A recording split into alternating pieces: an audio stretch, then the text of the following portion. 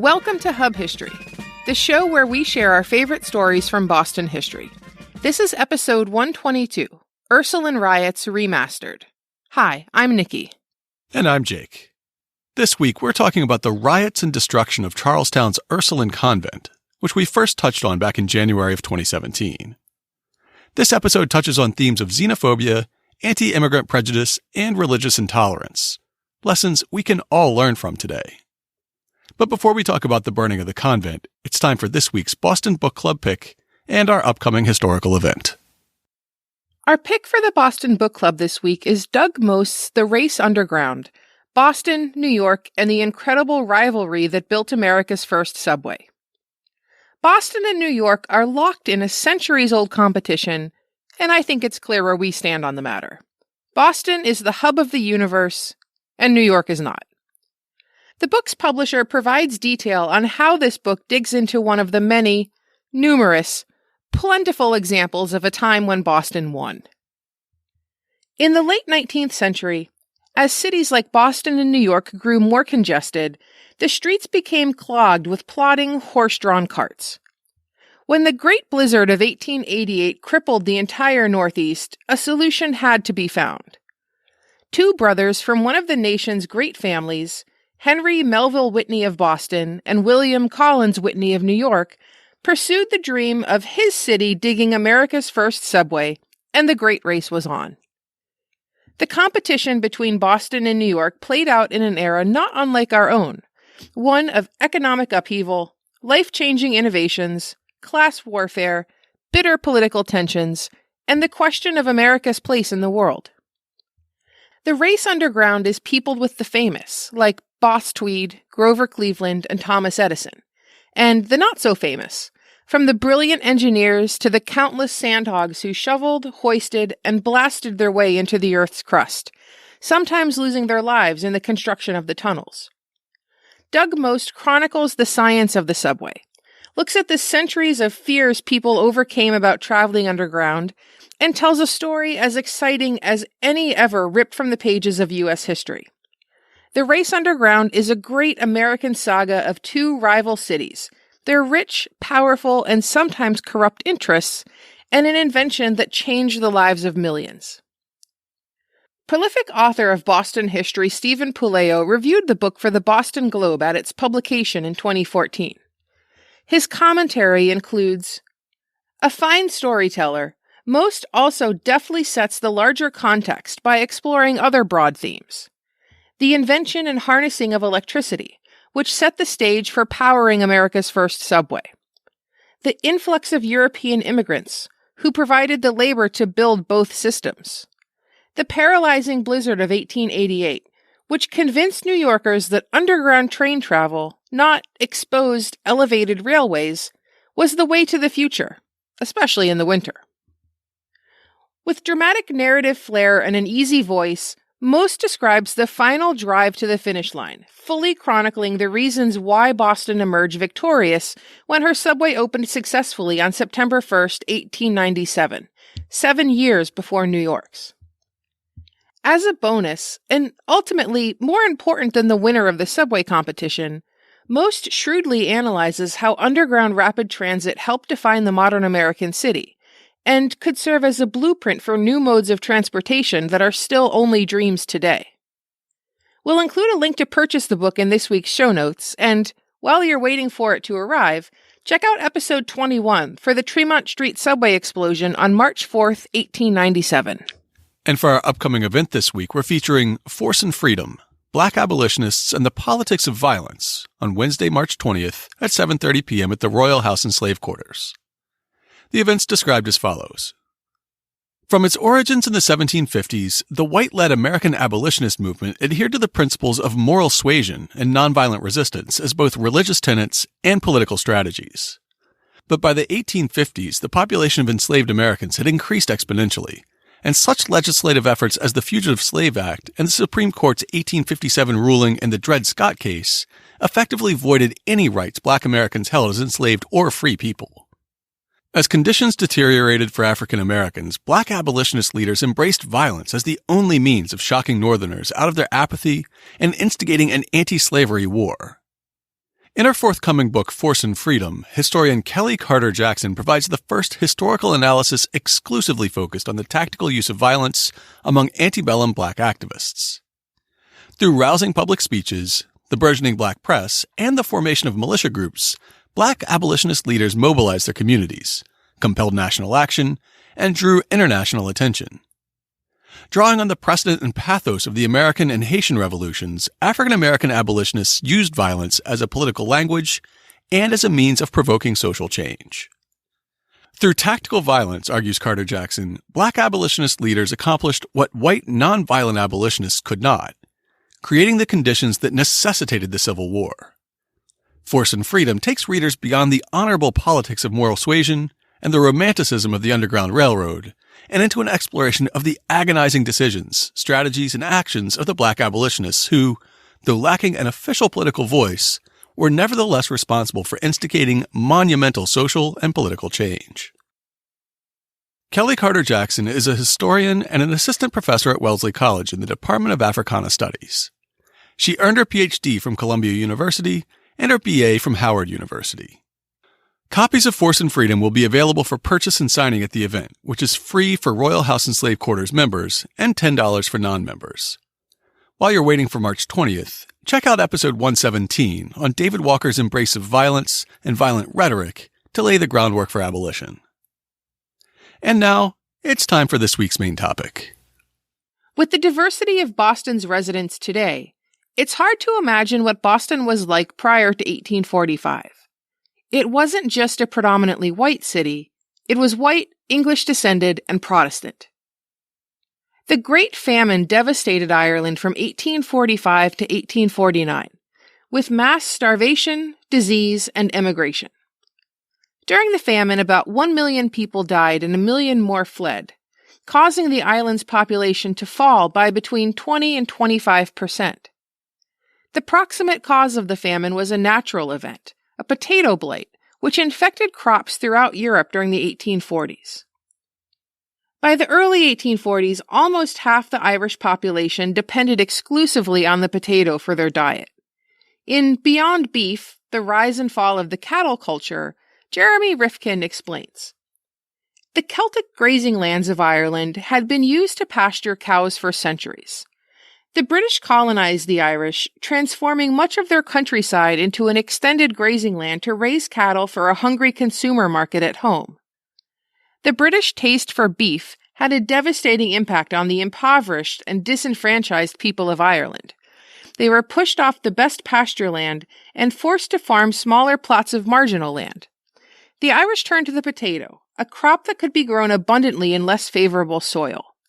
Eventually, cows took over much of Ireland, leaving the native population virtually dependent on the potato for survival.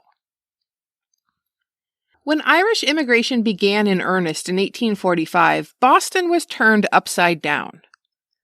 By the time of the 1850 census, first and second generation Irish-American immigrants made up 60,000 of about 130,000 Boston residents, almost half the population. And while we're such an Irish-identified city today, those refugees who practiced a different religion and spoke another language were not welcome.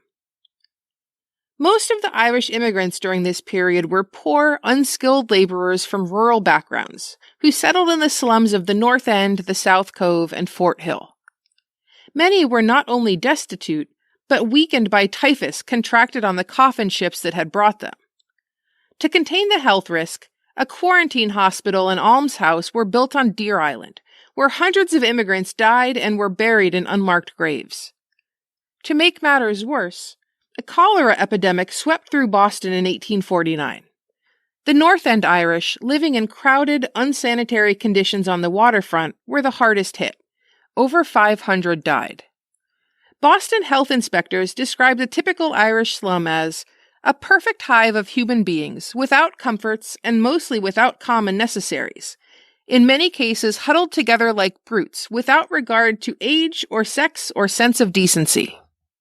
But Boston was about to experience transformative development and expansion with the filling of the Back Bay. Within a generation or two, boosted by the booming job market for laborers, the Irish immigrants arrived in the middle class.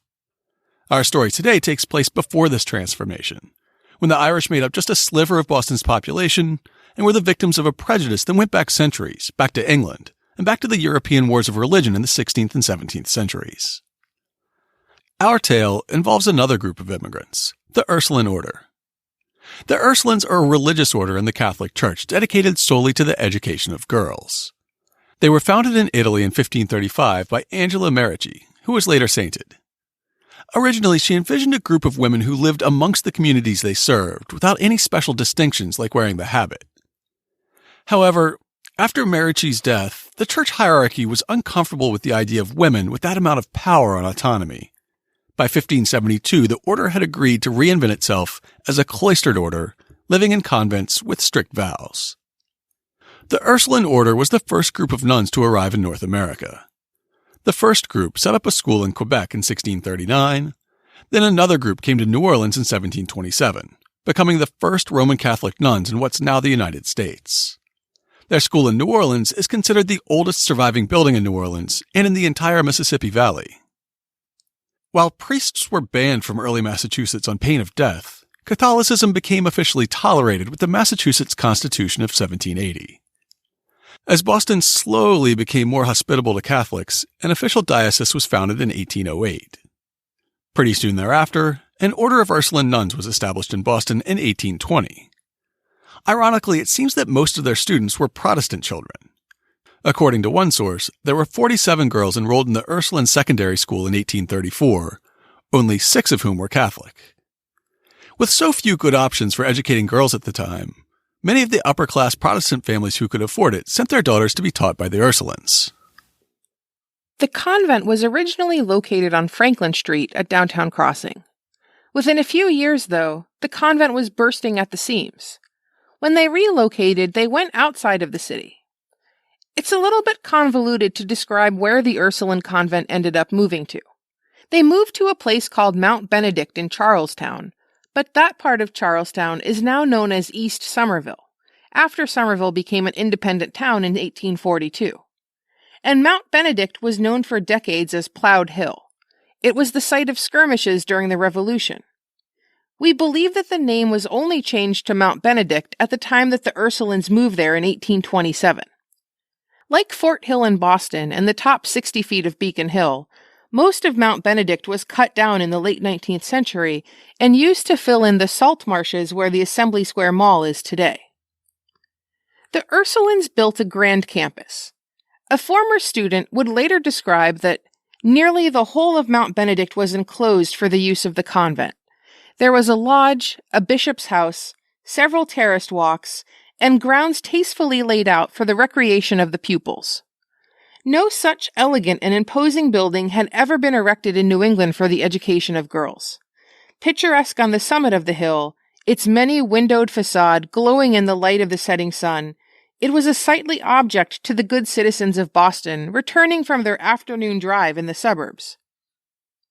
Despite the order's success, this was a time of intense anti-Catholicism. Rumors swirled around Boston and Charlestown about the strange rituals and terrible abuse suffered behind the walls of the school. Building on the inherent biases of Yankee Bostonians, people began to murmur that the nuns were held captive as forced labor, that children were terribly abused and baptized into the Catholic Church against their will and the desires of their parents. And always in the background, there was a subtle implication of lesbian sexual abuse. A woman named Elizabeth Harrison was the spark that lit the powder keg in our story. She was a music teacher and a 13-year veteran of the Ursuline Order, practicing under the religious name Sister Mary John. On the night of July 28, 1834, she left the convent and visited the local Cutter family. A Boston Evening Transcript article from August 12, 1834, prints Mr. Cutter's recollection of her visit to his family and what ensued. On the afternoon of Monday the 28th instant, the lady in question came to my house, appeared to be considerably agitated, and expressed her wish to be conveyed to the residence of an acquaintance in West Cambridge. I lent her my assistance, and on the succeeding day I called with the purpose of inquiring for the causes which had induced her to leave the institution. I was informed that she had returned to the nunnery, in company with the bishop, with a promise that she should be permitted to leave in 2 or 3 weeks, if it was her wish. Since that time, various rumors have been in circulation, calculated to excite the public in mind, and to such an extent as induced me to attempt to ascertain their foundation. Accordingly, on Saturday the 9th, I called at the nunnery and requested of the superior an interview with the lady referred to. I obtained it and was informed by her that she was at liberty to leave the institution at any time she chose. The same statement was also made by the superior, who further remarked that, in the present state of public feeling, she should prefer to have her leave. It was said that the sister was out of sorts, bedraggled, and possibly incoherent. Maybe it was a crisis of faith, or maybe it was a bit of a breakdown brought on by the workload of a young teacher. Either way, the next morning a bishop and the Mother Superior arrived and convinced her to return to the convent, explaining away her condition as a brain fever. Anti-Catholic activists had a field day with the story, saying that she was being held against her will and tortured at the convent. As the story spread through the surrounding community, it seems to have gotten jumbled together with the fantastical tales of abuse told by another young woman in 1832.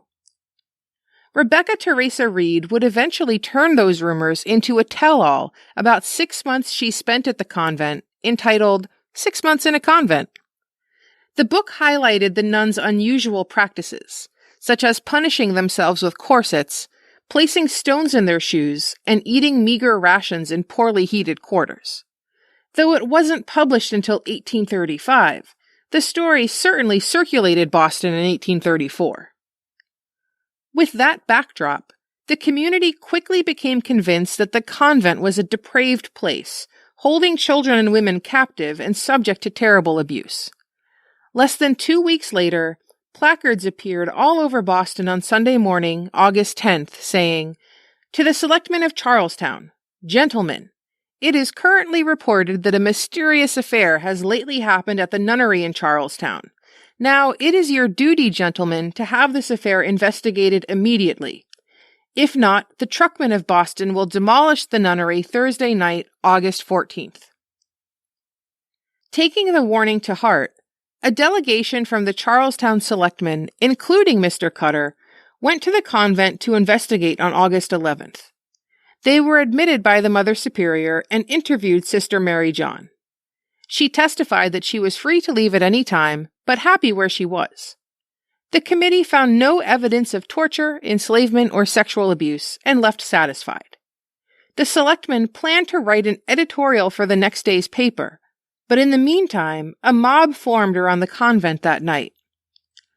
A crowd of dozens of agitators gathered outside the gates, lighting bonfires and shouting angrily for the imprisoned nuns to be released. As the crowd grew angry and noisy, they were joined by hundreds more, community members and curious passers-by.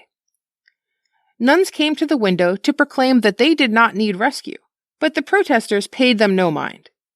At one point, the Mother Superior seems to have really stirred up the crowd by shouting angrily, "The bishop has 20,000 of the vilest Irishmen at his command, and you may read your riot act till your throats are sore, but you'll not quell them."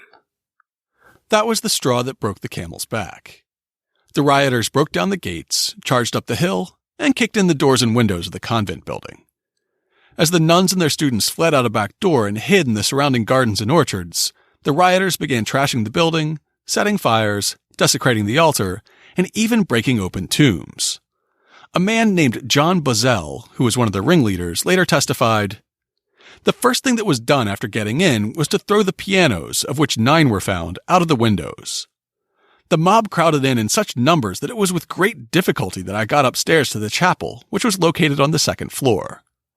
When I finally succeeded in forcing my way into the chapel, I found a fire about the size of a bushel basket blazing merrily in the middle of the floor. It was made of paper, old books, and such other inflammable stuff as they could lay their hands on, and soon spread in all directions. When the main building was enveloped in flames, we went for the cookhouse and the ice house, which were separate buildings, and set them on fire. At a little distance from the main building stood what was called the Bishop's Lodge, where he had a library and where he used to keep his robes, etc. After the ice house was fired, I started for this lodge, and I was the first to get in. I picked up a heavy desk and was giving it a swing to heave it out the window when the mob arrived and, not knowing I was within, smashed the glass. The broken pieces were thrown violently into my face, cutting many bad gashes from which the blood flowed freely. However, I wiped my face, and getting out the bishop's robe, put it on in a spirit of deviltry.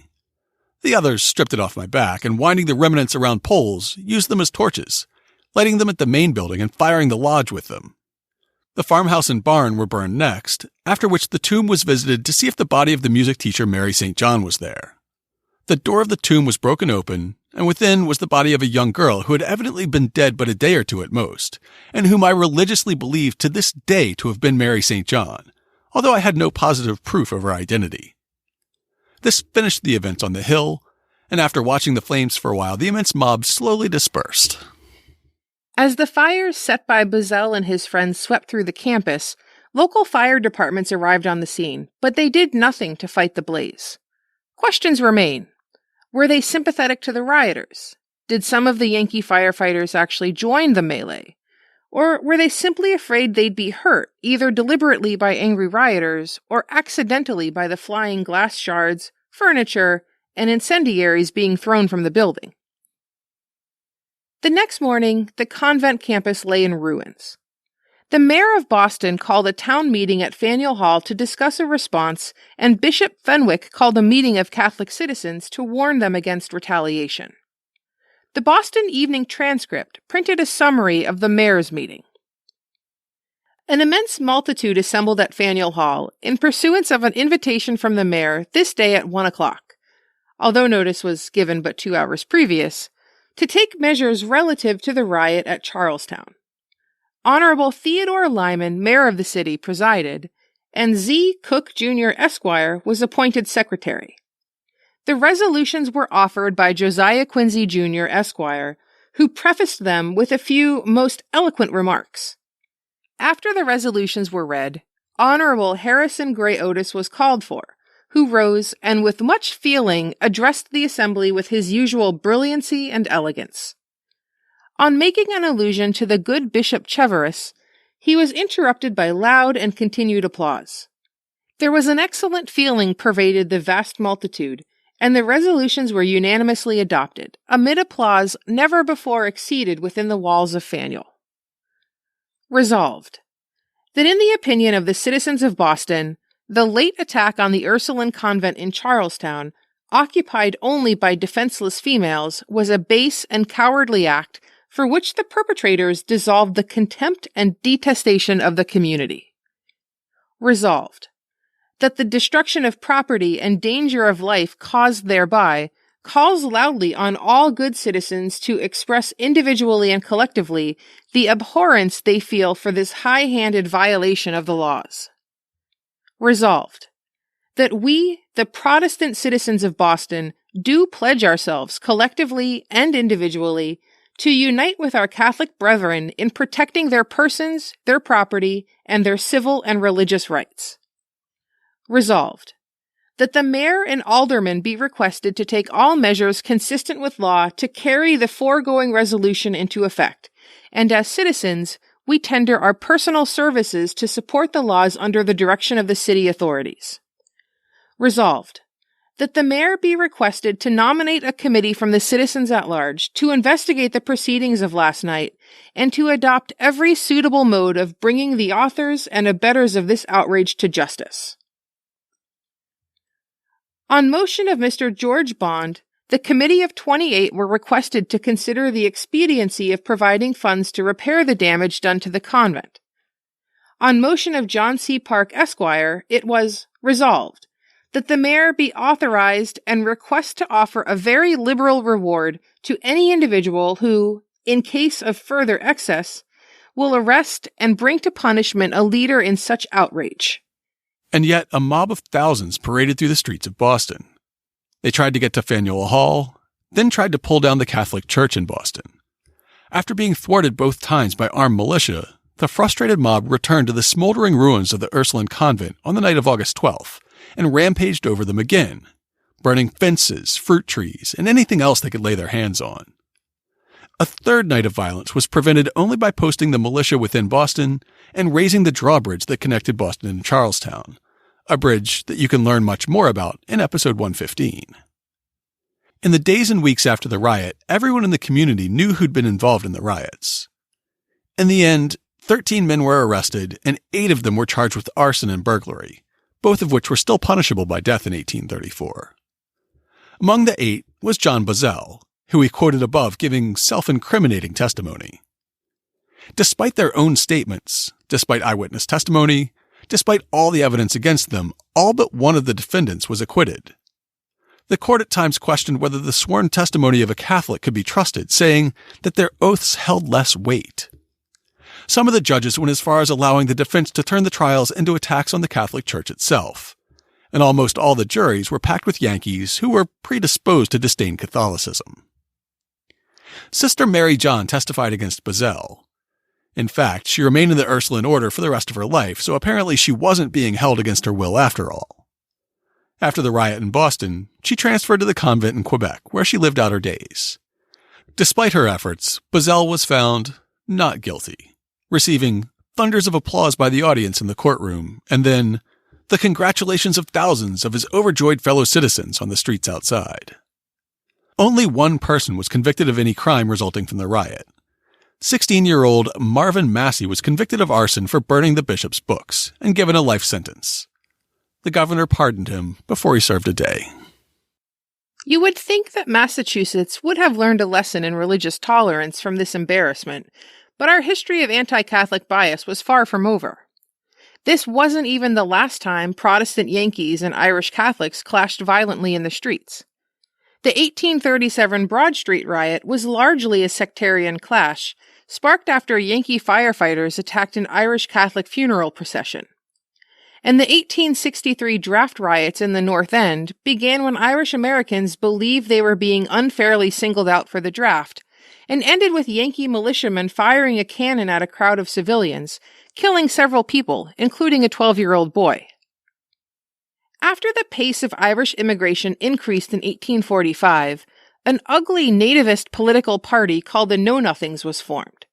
It campaigned on a platform of opposing immigration and trying to minimize the Catholic influence on American culture. The Back Bay Project, made possible off the backs of Irish laborers, held the seeds of anti-Catholicism as well. The city decided to fill in the salt marsh in the Back Bay to create a grand new neighborhood, in part because so many Irish Americans were making their home in older Boston neighborhoods. And while the city gave Protestant churches prime pieces of real estate, only Little St. Cecilia's managed to get a Catholic foot in the Back Bay door on the very fringe of the neighborhood. It was allowed only so that the Irish domestic servants in the new neighborhood wouldn't be absent for too long when going to Mass. The hulking ruins of the Ursuline Convent itself remained in view for decades. The top of Mount Benedict had a great view of Boston, and it became a popular picnic spot. To put that in perspective, it would be incredibly tasteless to have a picnic in the shadow of the 16th Street Baptist Church in Birmingham, yet Bostonians seem to have no qualms romanticizing the ruins. Only in 1875, when the Boston Diocese was building the new Cathedral of the Holy Cross, were the ruins finally removed. The remaining bricks and stones were incorporated into the new church in the South End, bringing some sense of closure to Boston's Catholic community. To learn more about the Ursuline Convent Riot, check out this week's show notes at hubhistory.com/122. We'll have links to all the articles we quoted from, an 1845 romance novel that reimagines the riot through the eyes of an outraged Protestant, and Rebecca Reed's 6 Months in a Convent. And of course, we'll have links to information about our upcoming event and The Race Underground, this week's Boston Book Club pick. But before we sign off for the week, we need to say thank you to listener Michelle S.